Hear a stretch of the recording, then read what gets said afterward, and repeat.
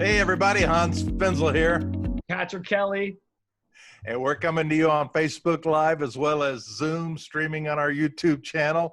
And this is about Millennial Boom.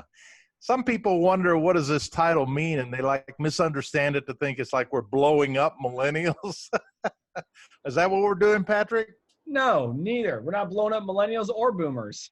No, we're talking about the explosions that happen between millennials and boomers in the workplace, and how to overcome that and learn to actually thrive together and work instead of fighting each other and throwing hand grenades at each other.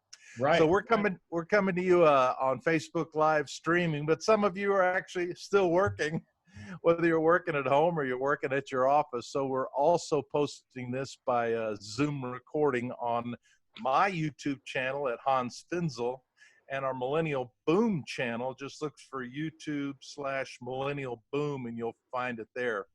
So, and I also want to let you know that a lot of people have already downloaded our free book. And in just a second, I'm going to tell you how you can get this book, ebook, Kindle, for absolutely free. Patrick, why are we giving it away free? Well, I would say because, really, it's everybody's stuck and hunkered down in their house. So what we wanted to do was we wanted to provide a new forum of training for millennials and boomers because of this explosion that's happening. Hans talked about this explosion yesterday, and we want to make sure that as you're working from home and this change is happening during the COVID crisis, that we can provide you with valuable information to help you thrive in life and work. And if you want to find the link to the free video here, you find it at bit.ly/MillennialBoom, bit.ly/MillennialBoom. That's the only place you can use the coupon. You cannot use it at Amazon. It's at the Book Baby bookshelf. So just go to bit.ly/MillennialBoom, and the coupon code, it'll say $9.99, but at checkout it'll ask you if you have a coupon, and you say yes, Millennial Boom free. Now yesterday we had somebody didn't know how to spell millennial. There are 2 L's and there are 2 N's. Millennial Boom free. So grab your book. About half of them are already gone, of the free ones that we're giving away. So grab it while you can and enjoy it. And Patrick, by the way, we are giving it away free, but what can people do to sort of pay it back to us a little bit? Yeah, I mean, what I say is buy a book off Amazon, put it on the shelf, or friend it to another person, right? So as you're getting these Kindle versions for free, I always say give back in a different way. I mean, buy the hardcover, right? We could also do things such as sharing this information. How can we share this information? Create the link, share it with your friends on Facebook, share it with your friends on Instagram. Same thing, share the link from YouTube. But please, I mean, share so everybody can indulge in this free knowledge right now. Yeah, and subscribe to our YouTube channels. That would be great. So Patrick, we met on an airplane halfway across the Pacific a few years ago. Why don't you tell them how we met? I think that's a cool story. Yeah, and if you want to follow along in the book, I'm not going to read directly from the book, but we talk about this in the book. We talk about how we first met, because it was important for Hans and I to discuss this because of I would say, the intergenerational conflict. I went out to Hans' seat, which my friend William Henson was sitting next to Hans. Now we're in a 747. It was 747 upper deck. Upper deck. I don't know if you were in the upper deck, but I was. I could have been in the wrong seat. No, so we were in the upper deck. I was sitting by my brother Chris. Hans was sitting next to a friend of mine who was also going to China as well to finish our MBA and explore new things. And it was interesting because Hans was looking at me every kind of 2 seconds like, hey, what are you doing in my space? And get out of my personal space. Right. And Hans will tell you, he doesn't talk to anybody on the airplane. So it was one of those things where Hans kind of made the comment like, can you please move in a nice way, right? But I extended my hand and said, hi, my name's Patrick Kelly. He said, Hans Finzel. And Hans said, the comment, what do you do? And Hans was a leadership coach. He was the leadership answer man. He's written over 10 books. And I was just like, wow. And then all of a sudden, I kind of bled my heart to him about, struggles with leadership and, everything from produce to my father on this long flight. We talked for a couple hours, I would say, on and off. But yeah, right in the middle of the air across the Pacific, I met Hans Finzel. Yeah, we really kind of just hit it off, and he was telling me how much he hated baby boomers because they were such jerks that he had to work with in the fruit industry in Yeah. California. And actually, we started visiting. I went to his house, and then Yep. we decided to write a book. I think it was your suggestion that hey, let's write a book because we're sort of demonstrating that millennials and boomers can work together. Let's do a project together, and we did. I got a cool picture here of us working together in Exeter, California, when we're working on the book. My old stomping grounds where I bought my first house was in Exeter, California. Oh, there we are. That is the Wildflower Cafe. So shout out to Exeter and the Wildflower Cafe. That was actually our lunch spot. I don't know if you remember, Hans, but they have the best salads. Oh man, it was amazing. Oh my gosh. And we probably worked on the book over a year, maybe 2 years. I don't know. It seemed like it took a while. I feel so out of date there. Is that a PC I'm using, not a Mac? Yeah, it took me a while to convert you over to Macs, but I finally pulled that off. You did. We're going to talk about that in the technology chapter too later about that. But yeah, not all boomers are technologically illiterate, right? No, they're not. Hans taught me a lot, and I have a Mac because of Hans, not just because I'm a millennial. So it's an interesting. That was interesting. He converted me from PC to Mac 100%. 100%. Okay, now just a little aside for those of you who are very astute, you might notice at the bottom of my screen here, it's a PC screen. I had all these issues yesterday with my MacBook on the audio, so I dusted off my old laptop today just so that I wouldn't have audio issues. I feel like I'm somehow like cheating on my MacBook. You know what I'm saying? I feel like you are. I am. But again, ready, you pivoted and adjusted to make sure that we were able to be on here today too. So that's a big thing within today's world with being technology. If something doesn't work, we need to pivot, right?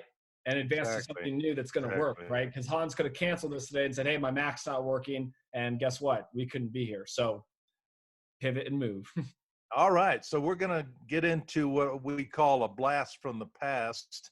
And we have I just wanted to begin with this chart here, which shows kind of like, you're going to get into the chart on page, what was it, 26, I think?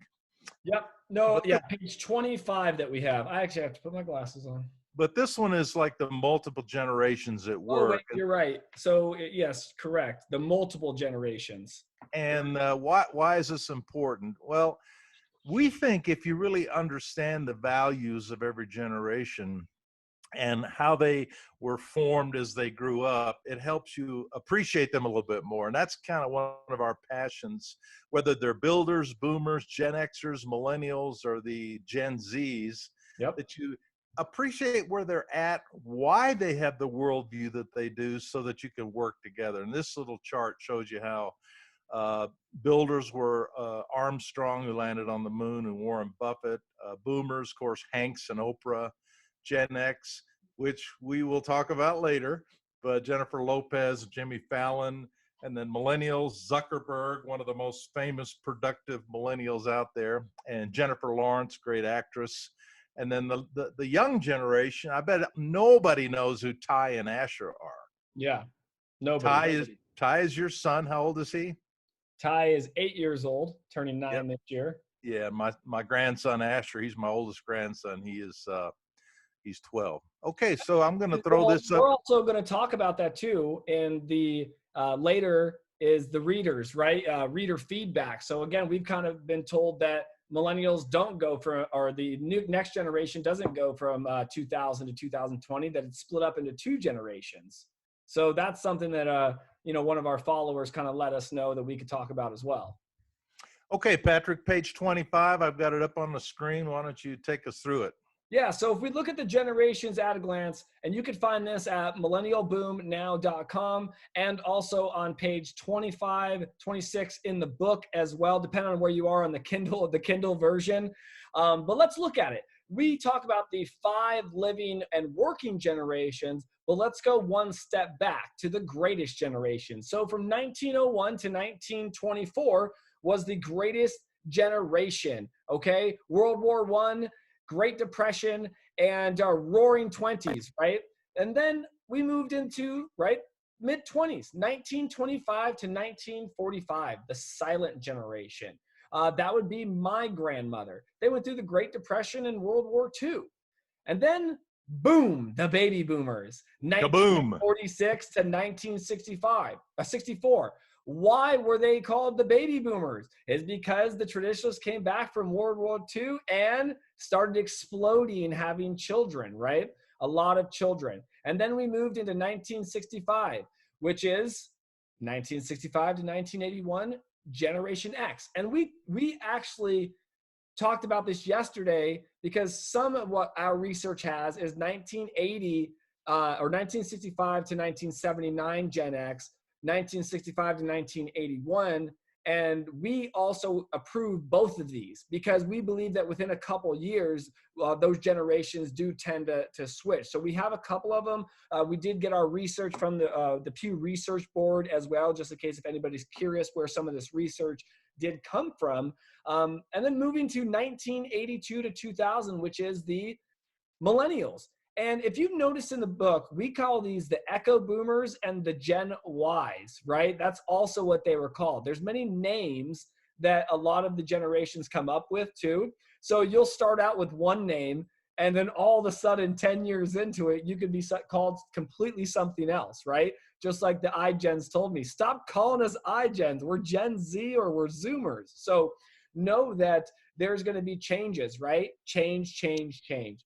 And a couple of those things that happen between their lives, and I actually let this off in the boomers because we're going to go over it later, but the things that happen like JFK assassination and civil rights, and the Gen Xers, the Challenger explosion, Berlin Wall, divorce rates, and millennials. We, as I say, the 9/11 attacks, school shootings, and social media.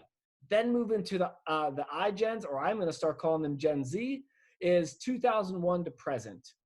They're called Generation Z. They've been called the iGens, Zoomers. They've been called a lot of different things. They've experienced things like the Great Recession and terrorists. But depending on who you are in this group, now you're going to be looking at the COVID as one of these crises that shaped your life. So that's a bit about the generation at a glance. Can I just say that I think one of the things about the Gen Z, I don't think that label will stick long term because that would be like the last generation. Of course, with the COVID crisis, maybe there's something to that. We'll see. Well, we'll see what happens with new babies being born because there's going to be a boom. But I think you're right. This COVID crisis is going to be like our 9/11. And the interesting thing is the kids born after the year 2000, your kids, my grandkids, they have no context for 9/11, which so shaped your generation, even more than the boomer generation. Yeah. And a lot of these defining moments are very key to understanding each generation too. Because if you don't understand where they came from, and I've said this many times, I've been to Hans's house and I've seen a piece of the Berlin Wall. Why? Because Hans has a piece of that. That's a piece of his history. And that every time I think about that, I'm like, wow, this was a defining moment for Hans. Hans is German as well. So to me, that makes me, I would say, have a better emotional touch with Hans to understand him personally like that.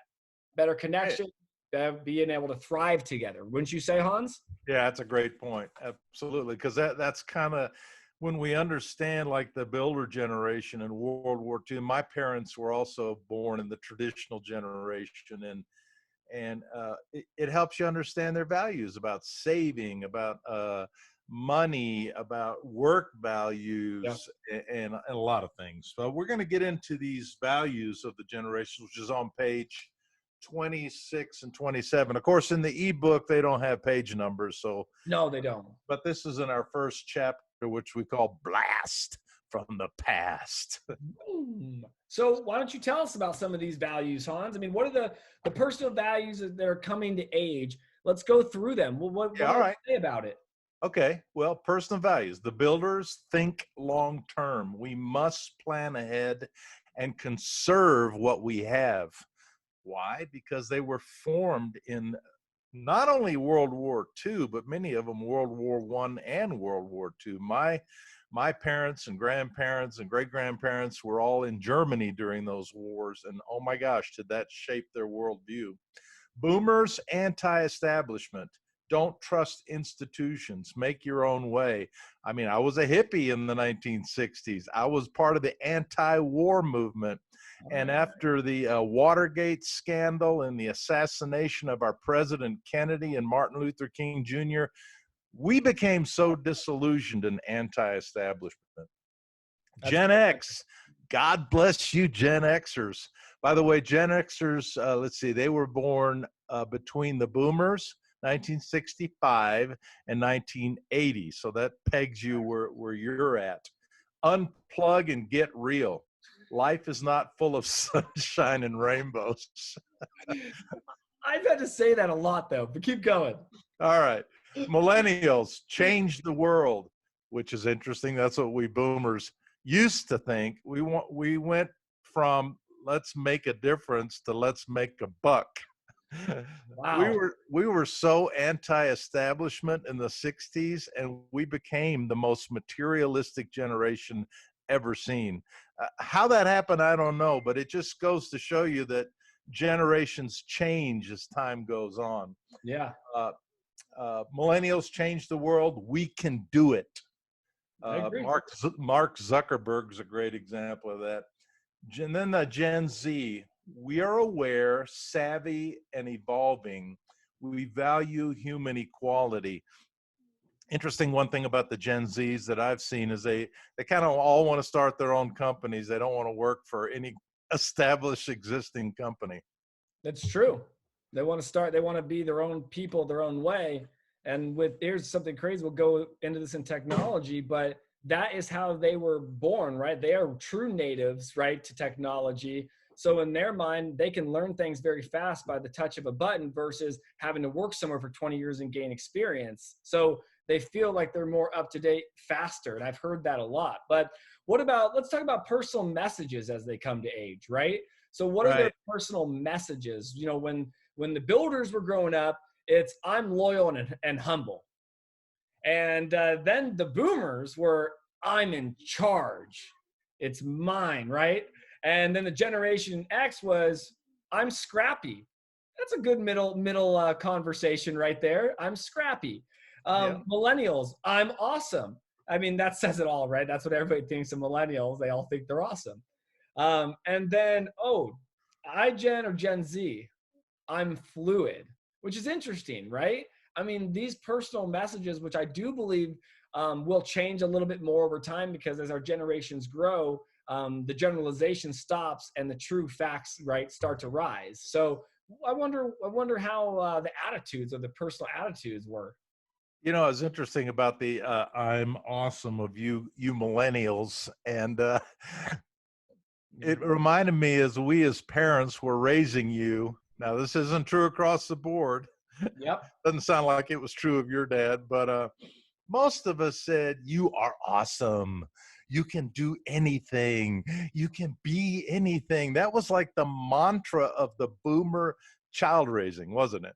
Well, I mean, I can't say that was mine growing up, but I definitely, there was thoughts of, like I said, and I say this in the book, it's like they gave us all the trophies and said you're awesome and all this. And I'm always like, not really. But I do agree that there is a lot of millennials that, yes, we're told that. They were told you can be anything you can do it better, you know, everything. So yeah, I do agree that they carried that sense. And I don't even think it's a sense of ego. I think it's a sense of pride that they still believe that they can do anything no matter where they are in life.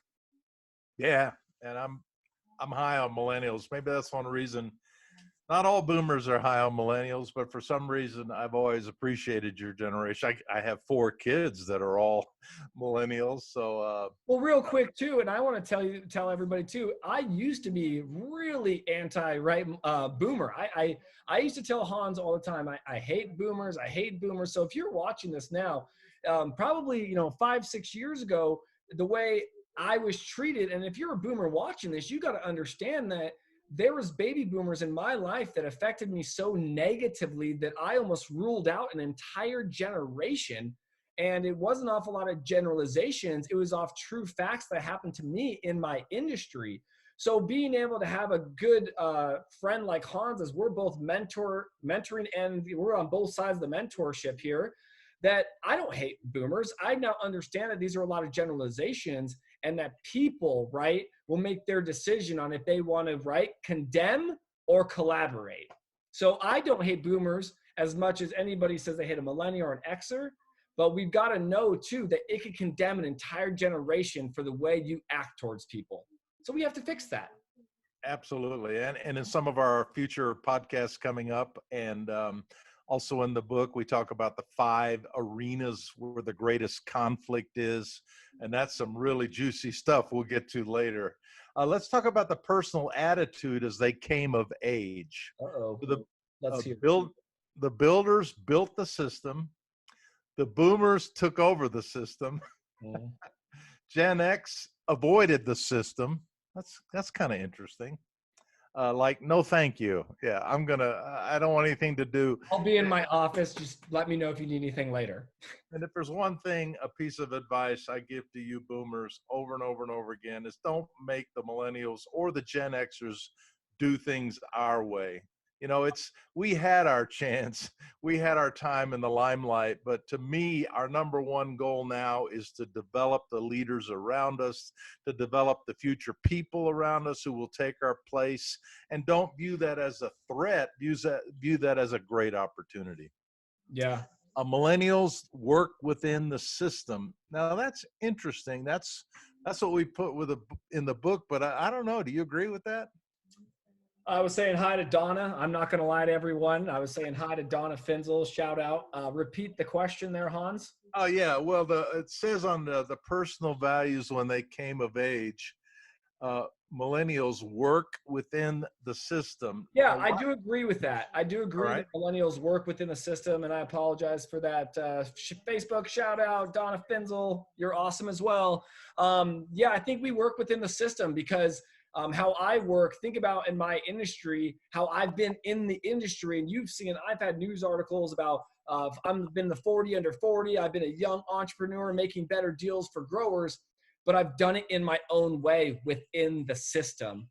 So I believe that we do work within the system, whether we go, I have a buddy that works for Merrill Lynch in Irvine, the same thing. He's like, I got to do what I got to do to make sure I get to this role. He's the VP of marketing. You know what I mean? So he's working within the system to get where he wants.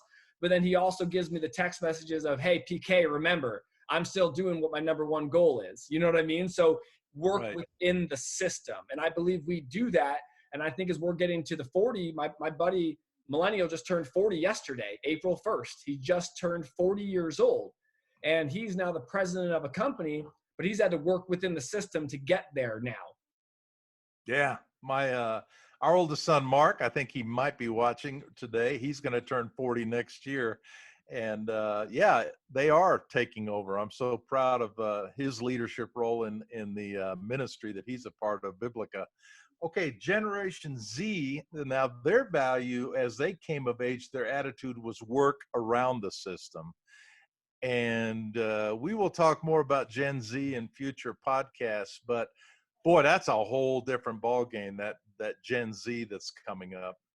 Well, and they might be split into 2 generations, as I've been finding out. So as I've been doing more research, again, we focused on the 2 biggies, right? Because they're the 2 largest in the workplace today. But as Hans and I's research keeps going, we have to look at the iGens in the upcoming. So there's the alpha generation that we just heard of, and then the Gen Z. So it splits it a little bit. But again, we're going to talk about that a little later.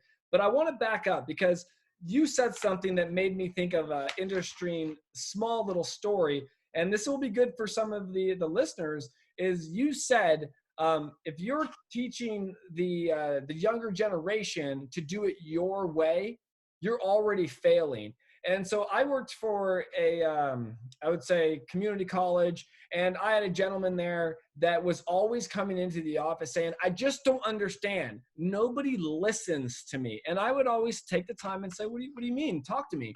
And he would say, well, if they just did it the way I told them to, I would be happy. And I kind of was like, hey, remember, I go, everybody's got a different culture, different life. I tried to work around that, right? Work within the system with him. And it was interesting because he kept repeating himself over and over and over again and said, yeah, but if they did it my way, I wouldn't have those mistakes. And I said, well, why don't you just do it then yourself? And he goes, well, it's not my job to do it. It's my job to tell them what to do. There you go. Hey, that's kind of a good segue. We're about done here for today, but tomorrow our topic is help. I'm a workaholic. And we're going to unpack the workaholism of the baby boom generation and how that came about. And that'll be fun. Hey, I wanted to remind everybody again about, please get the book. And I also wanted to remind everybody that this Facebook Live will be on my website, on my Facebook page and your Facebook page. And we will also be posting the Zoom video, the recording of this training today on my YouTube channel at Hans Finzel, as well as your YouTube channel. So to get the book for free, hey, go out and grab the ebook for free. We're giving this to you as our gift, our shelter at home gift. Find it here, bit.ly/MillennialBoom. It's the only place you can get it. Yep. It's the book, baby. It's called Bookshelf. And it'll say $9.95 or $9.99, but then if you at checkout, it'll ask you for the coupon code, and that's MillennialBoom Free. And be sure you put 2 L's and 2 N's in a MillennialBoom Free. Yes. Okay. Yes. 2 L's, 2 N's. Everybody's been asking that, so please. All right. Well, Patrick, I guess that's about it for today, right? Yeah, I would say the last thing I want to say to everybody is remember, be reactive and resilient during these times. Go over the generations, blast from the past. Think about ways that you've never thought about the generation. Write down some questions and some answers to yourself, right? Ask yourself, what do you know about Gen X? What do you know about the boomers? Look them up. So when you do get on with somebody, or you run into somebody on the airplane when we decide to get back on airplanes, right? We're turning awkwardness into opportunity. So I want to thank everybody. Please, we have more to come for you. We are so excited to be here for you during this time. And please keep the questions coming because we're going to have the Q&A session very soon. Right. And so post your questions either on our Facebook pages or on our YouTube channels. And we're going to start harvesting those questions and taking time at the end of every podcast and every show to answer some of your questions. Thanks so much for being with us today. All right. We'll see you tomorrow. All right.